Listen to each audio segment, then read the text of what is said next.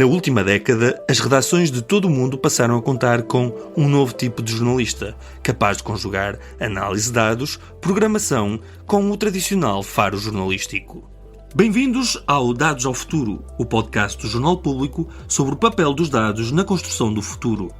O meu nome é Rui Barros, jornalista de dados, e neste episódio conversamos com Alberto Cairo, antigo jornalista e autor de alguns dos livros mais influentes na área da visualização de dados. Cairo é uma referência internacional, tendo iniciado a sua carreira no final dos anos 90, em Espanha, onde foi pioneiro na utilização de infografias e gráficos interativos. Passou pelo Brasil como diretor de infografia e multimédia na editora Globo e desde 2012 leciona na Universidade de Miami, onde ajuda a moldar uma nova geração de jornalistas de dados. Nesta conversa, exploramos a evolução do jornalismo de dados, bem como o delicado equilíbrio entre a criatividade e clareza.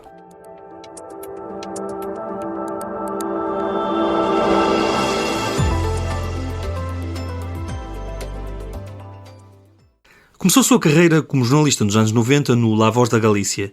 O que mudou no jornalismo visual e de dados desde então? A pergunta eu acho que seria o que não mudou, não? Mudou muita coisa. Bom, primeiro, muito obrigado por ter me convidado a esta conversa. Vou começar pedindo desculpas pelo meu portunhol. Vou tentar falar o mais devagar e claramente possível neste portunhol meu brasileirizado. Então, o que mudou? Mudou muita coisa, né? Eu comecei a minha carreira no ano 97, como você falou na Voz da Galícia, eu sou da Galícia, de La Coruña. E no começo da minha carreira, o tipo de trabalho que eu fazia, que a gente chama de infografia, consistia basicamente na criação de ilustrações para explicar coisas, né? Se tinha acontecido algum acidente, se tinha acontecido algum evento, né?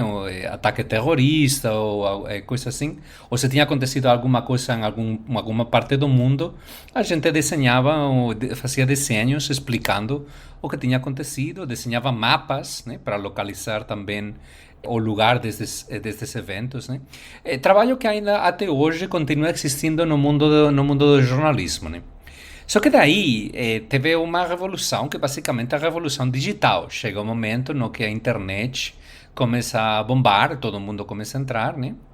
E teve uma transição que aconteceu no final dos anos 90, começo dos anos 2000, da que eu participei, já não na Voz de Galícia, aí eu já estava no jornal El Mundo, em Madrid, criando um departamento de infografia interativa, desde os produtos que a gente criava para o jornal impresso, aí a gente começou a fazer para online, de jeito interativo, usando animações, usando botões que a gente podia clicar para revelar coisas que aconteciam no gráfico, etc.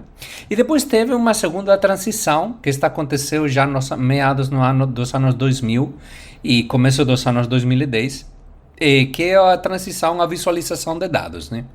Chega um momento em que na internet começa a ter uma explosão de acessibilidade para dados de uso público, né? Governos, entidades privadas, empresas começam a colocar os dados online, entidades internacionais como o Banco Mundial ou as Nações Unidas começam a colocar os seus bancos de dados online, começam a fazer esses bancos de dados de livre acesso, né? E aí o que acontece é que o jornalismo responde a essa explosão de dados acessíveis digitalmente com um investimento considerável no desenvolvimento de gráficos estatísticos, de mapas estatísticos que representam esses dados, né? E isto vai acompanhado também com uma revolução nas ferramentas, né, que a gente usava, né? No começo da minha carreira a gente usava principalmente ferramentas de design gráfico, que a gente continua usando até hoje, lógico, mas a partir desta revolução, destas duas revoluções, a gente começa a incorporar ao nosso repertório de ferramentas de criação de visualização interativa, linguagens de programação, por exemplo, para poder digerir esses dados para poder analisar esses dados e para poder visualizar esses dados. Até o ponto que hoje os departamentos gráficos no mundo do jornalismo incorporam todas estas atividades e dão a elas uma importância muito maior do que dão para o que seria infografia clássica, né? Baseada em ilustrações. Hoje, departamentos de gráficos se focam, na minha opinião, excessivamente na visualização de dados e se focam pouco nas explicações visuais, coisa que também é muito importante no mundo do jornalismo. Da Galiza para Miami, como é que olha para o jornalismo de dados que há na Península Ibérica hoje? Bom, eu acho que, na verdade, tanto a Espanha quanto Portugal, eu acho que foram sempre países pioneiros, né, no uso deste tipo de ferramentas visuais. Desde que eu comecei na minha carreira, anos 90, Jornal Público, por exemplo, em Portugal, El Mundo, El País, etc., estiveram sempre na vanguarda, né, da criação deste tipo de comunicação, né?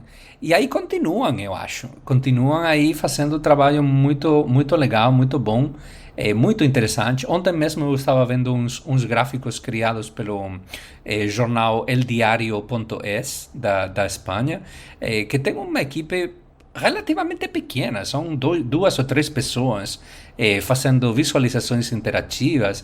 E eles fazem um trabalho extraordinário, né? Eu sempre falo que quando a gente fala de jornalismo de dados, de visualização de dados, e pensa, alguém pergunta para você, quem que você acha que está criando os melhores gráficos, né? A gente sempre vai para os grandes atores, né, neste mundo, o New York Times, o Washington Post, e logicamente eu tenho uma admiração muito grande por esses jornais, mas também tem que ter em conta que esses jornais têm um investimento muito pesado nestas equipes de gráficos. O New York Times, a equipe de gráficos agora devem ser 50 pessoas, né? 50 pessoas, só a equipe de gráficos do New York Times é maior do que algumas redações jornalísticas, né? Que bastantes redações jornalísticas, só a equipe de gráficos. Então, lógico que eles produzem um trabalho extraordinário, né? Mas eu estou muito mais interessado em operações, falamos assim, em empresas jornalísticas ou em organizações jornalísticas que têm equipes muito mais pequenas e que ainda assim criam um trabalho extraordinário. El Diario.es é um exemplo para mim também, mas tem também exemplos em outros países da Europa, né? Tem, por exemplo, uma entidade sem ânimo de lucro na Ucrânia que se chama Texty. Eles fazem um trabalho incrível, né? Incrível. Desde muito antes da guerra, eles estavam fazendo trabalho de jornalismo investigativo super interessante e umas visualizações de dados extraordinárias, né? Sendo que é uma equipe muito pequena, né? Para mim isso é um trabalho quase que heróico, né? E eles continuam produzindo esse tipo de trabalho, né? Para mim isso tem muito mais mérito, né? Criar grande trabalho, sendo que as circunstâncias, as equipes, os investimentos são muito menores, né? O fato de que dentro do mundo jornalístico na Península Ibérica, na Espanha e em Portugal, as equipes são muito mais pequenas, obriga a que tenha muita menos especialização. Nos Estados Unidos, por exemplo, quando você vai ao Washington Post, por exemplo, você vai ter povo que é especialista só em fazer mapas. Tem povo que só faz mapas. Povo que faz só animação em 3D. Povo que faz só programação. Então tem muita especialização, né? Tem alguns generalistas que sabem fazer um pouco de tudo, né? Mas paradoxicamente, ou talvez não paradoxicamente, os generalistas geralmente vêm da Espanha.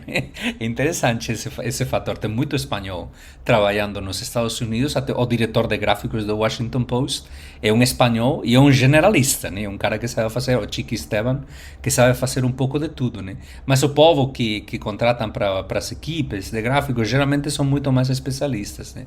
Então tem uma tradição na Península Ibérica, na Espanha e Portugal, a gente trabalhar com muitos poucos recursos, afrontando bastantes dificuldades na hora de produzir o trabalho, mas ainda assim se esforçando por superar essas dificuldades, né? E o resultado é que tem muito profissional trabalhando no estrangeiro hoje em dia, vindo da Espanha e de Portugal, que tem essa bagagem por trás, né? Que tem esse aprendizado e depois sai no mundo para outros países, lógico, tem triunfa, né? Em outros países porque tem este conhecimento generalizado, né? De todas as áreas que toca a visualização, né? Tem um podcast com Simon Rogers, o antigo editor de dados do jornal The Guardian. O Simon ficou muito popular por uma TED Talk em que defende que o jornalismo de dados é um novo punk. Ainda acha que é assim ou tornou-se algo mais elaborado?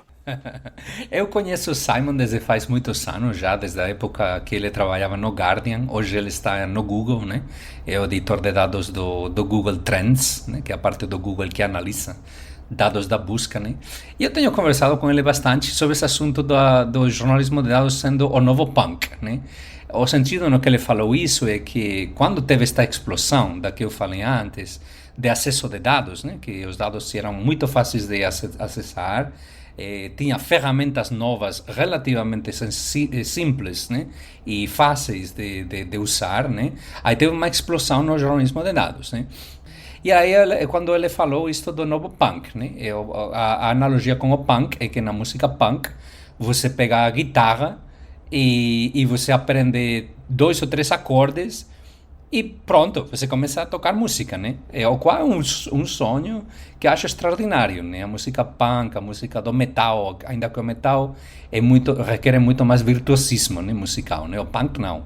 Mas ainda assim é uma música, é um tipo de música, um gênero de música super interessante pelo que ela expressa por meio de meios muito limitados, né? E o ponto que ele queria falar, né? Que com meios muito limitados e com um conhecimento relativamente limitado, ainda assim, você conseguia dar os primeiros passos neste mundo dos jornalismo de dados de jeito muito fácil, né?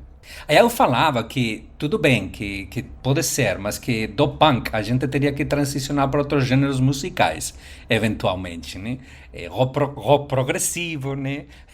Metal, rock clássico, etc, etc. No sentido de que o punk não é o único gênero musical. E o punk também, desde o ponto de vista da analogia que ele fazia, também tem alguns perigos, né? Porque o fato de você ter pouco conhecimento de dados e pouco conhecimento de como analisar esses dados pode ser um perigo também, porque você pode acabar cometendo erros, né? Na hora de tratar os números, na hora de analisar os números, etc. Isso também é um perigo e isso tem muito a ver com a ética, né? A ética do próprio jornalista de aprender como mexer corretamente com esses números e criar narrativas que sejam não só legais desde o ponto de vista visual, mas também informativas, né? Então, esse conhecimento é super necessário, né? Disse numa entrevista que os jornalistas precisam de perder o medo dos dados. Como é que isto se faz? Como você perde o medo a nadar no mar? Nadando. Você entra e começa a nadar. Começa a nadar na praia, né? Sem entrar muito na água, né? Começa a nadar muito perto da praia, né? E depois vai entrando um pouco mais, à medida que você vai aprendendo a nadar, você se arrisca um pouquinho mais para ir um pouco mais fundo na água, né? Mesma coisa com os dados, né? Para perder medo dos dados, você simplesmente começa a mexer com dados. Esse é o assunto, e não é tão complicado. Pega 1 ou 2 livros de introdução ao pensamento estatístico, e hoje em dia tem muito livro divulgativo, né? De pensamento estatístico e começar a mexer com os números, aprender o básico primeiro, né? E a partir do conhecimento básico começar a continuar aprendendo aos poucos, né? E desde o ponto de vista jornalístico, começar a pensar como começar a incorporar esses números dentro das histórias, né? Análises estatísticos simples, no começo, e depois mais aos poucos, mais sofisticados, né? De novo, analogia de nadar. Você começa nadando perto da costa e depois começa a se adentrando um pouquinho mais. Sente que a literacia visual e a capacidade de interpretação de um gráfico por parte da audiência tem aumentado? Teve avanços, sim. Neste mundo tem, vamos falar, um desenvolvimento de literacia paralelo, mas que se alimenta um ao outro, de jornalistas e leitores, né?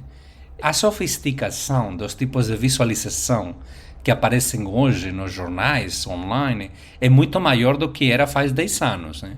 Tem tipos de gráficos que não era impossível achar faz 10 anos num jornal.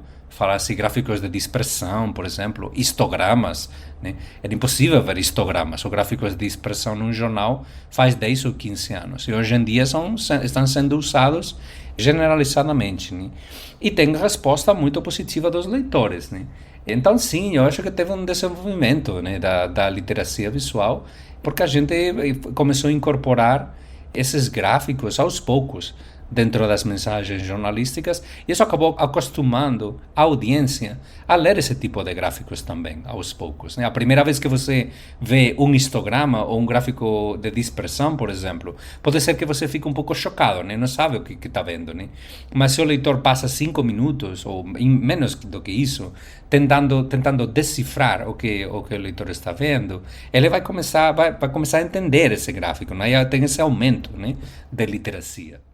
Muitas vezes discutimos aqui no público se devemos ficar por escolhas mais simples, como gráficos de linhas ou barras, ou se devemos ir para uma visualização um bocado mais complexa. Onde é que se traça a linha nesta decisão? Não tem um jeito de traçar uma linha em cada um dos casos, né? Mas tem um processo, eu acho, de como pensar em cada um dos casos, né? Quando você vai escolher um tipo de gráfico para representar os dados, você tem que ter em consideração vários fatores. Um deles é para que serve cada tipo de gráfico, o objetivo de cada tipo de gráfico. Essa é a primeira consideração. Segunda consideração é a natureza dos dados. A terceira consideração, na verdade são mais de três, são 3, 4. A terceira consideração é a audiência, né? O tipo de audiência que você tem. E depois tem algumas outras considerações, como por exemplo, restrições do tipo, depois se você vai desenhar o gráfico para um celular ou vai desenhar o gráfico para ser visto na tela do computador, né? Tem que ter em consideração todas essas coisas, né? Familiaridade com o tipo de gráfico que o leitor pode ter é um fator super importante. É dizer, eu sempre...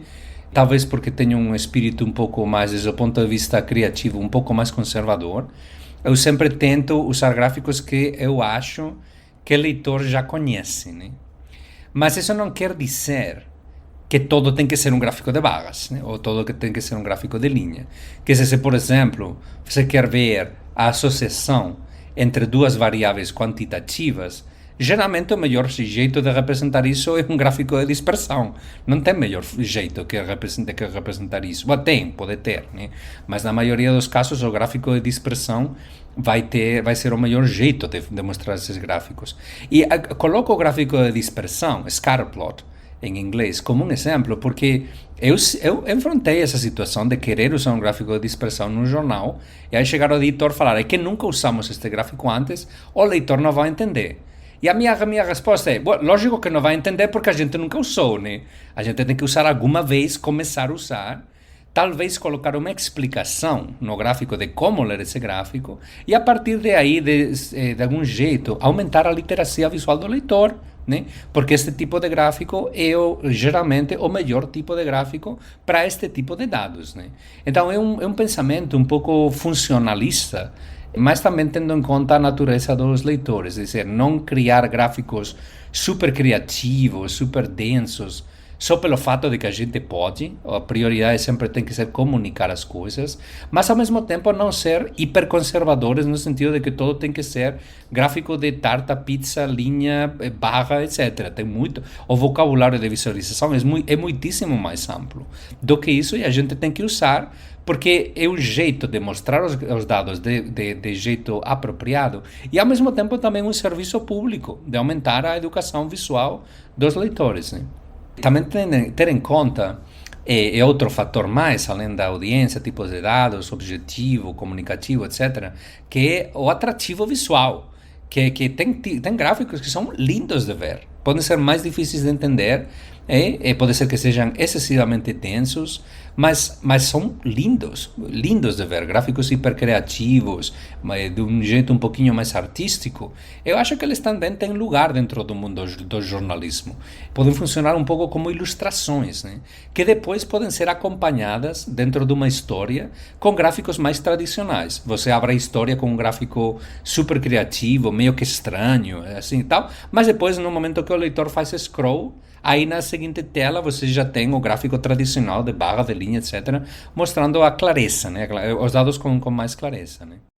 Um dos seus livros tem como título How Charts Lie, ou seja, em português, numa tradução literal, Como é que os gráficos mentem.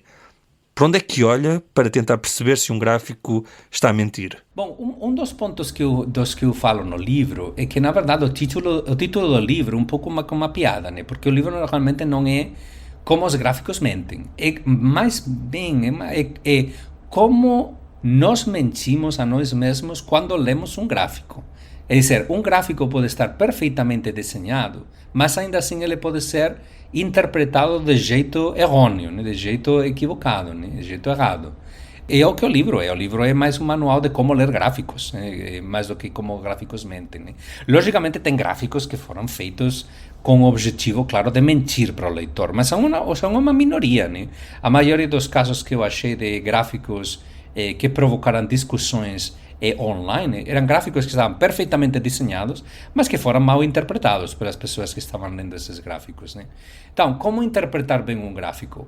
O ponto do livro é prestar atenção. Quer dizer, se você não presta atenção para o gráfico, não vai... Então, um dos pontos principais do livro é você tem que se aproximar aos gráficos estatísticos e mapas estatísticos não como se fossem imagens para ver, mas como se fossem argumentos para ler. Você precisa ler o gráfico, prestar atenção ao título, dar uma olhada nos eixos, nas legendas do gráfico, ver se o gráfico inclui a fonte dos dados. Se tiver um minuto, ir para a fonte, ver se a fonte realmente está fornecendo os dados do jeito certo, se esses dados estão adequadamente explicados dentro do gráfico. E depois o livro é basicamente um manual, né? Um manual de leitura. A que coisas você precisa prestar atenção dentro de um gráfico para ver se você está interpretando esse gráfico corretamente, né? Aí falo de escalas, falo de uma série de regras, né? De como ler os gráficos do jeito certo, né? Das mensagens do livro também é que o ambiente geral, o mundo no que a gente vive hoje, talvez ele fomente a velocidade e a falta de atenção.